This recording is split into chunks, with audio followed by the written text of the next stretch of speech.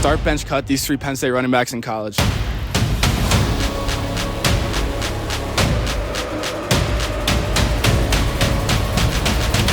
you tell me who Penn State football is playing this weekend? Sorry, what?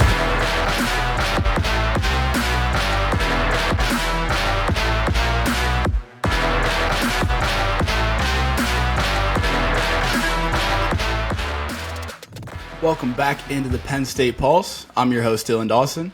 Penn State got the job done in the whiteout last Saturday, dominating Washington in a 35-6 win. Penn State's offense in particular was dialed in that first half as they turned 4 possessions into 4 touchdowns. PSU went into the half up 28-0 and sort of just worked some younger guys, some inexperienced guys in that second half. It slowed down the game a bit. PSU outgained Washington on the total game, 486 yards to 193. This was just pure domination from the get-go, and it was very encouraging to see as a response from this team as a whole.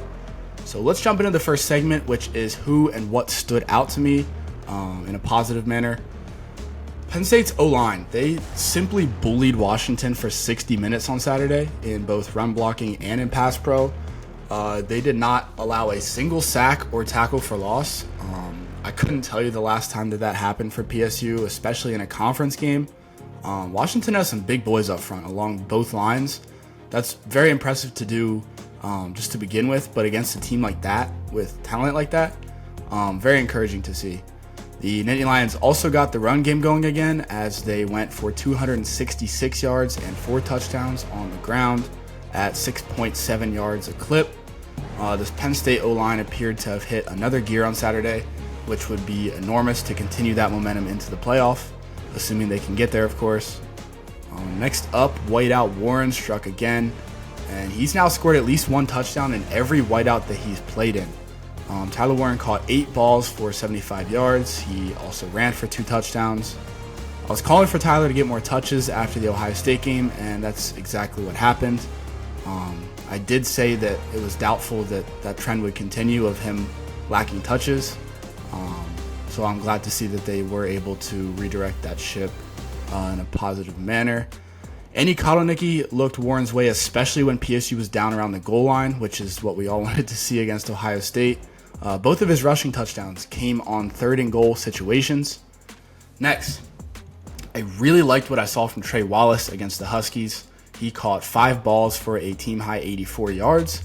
That comes out to almost 17 yards per catch, which is pretty explosive.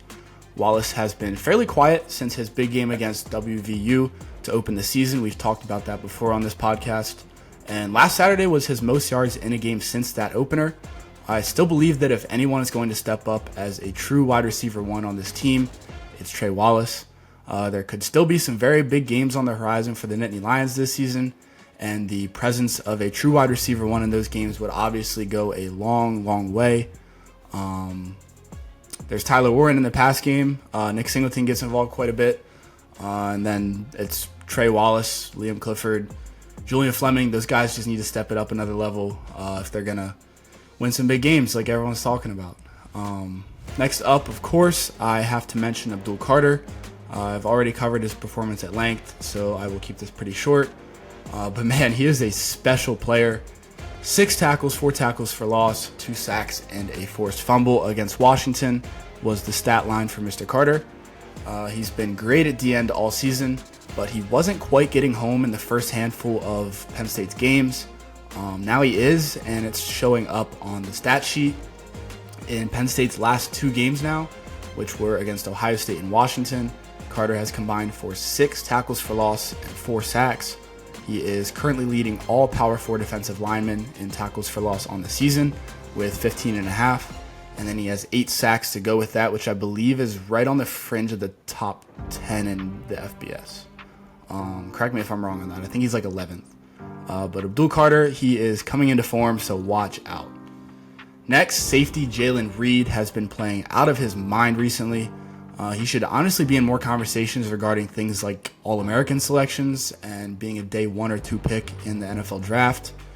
Reed led the team in tackles last Saturday with 7, and he also grabbed his 3rd interception in PSU's last 4 games, So he has really turned it on recently.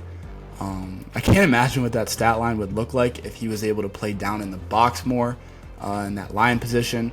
But with KJ Winston taking an early exit on the season due to injury, Jaylen Reed has stepped up in a big way back there. Finally, for this segment, I want to mention the third and fourth down efficiency.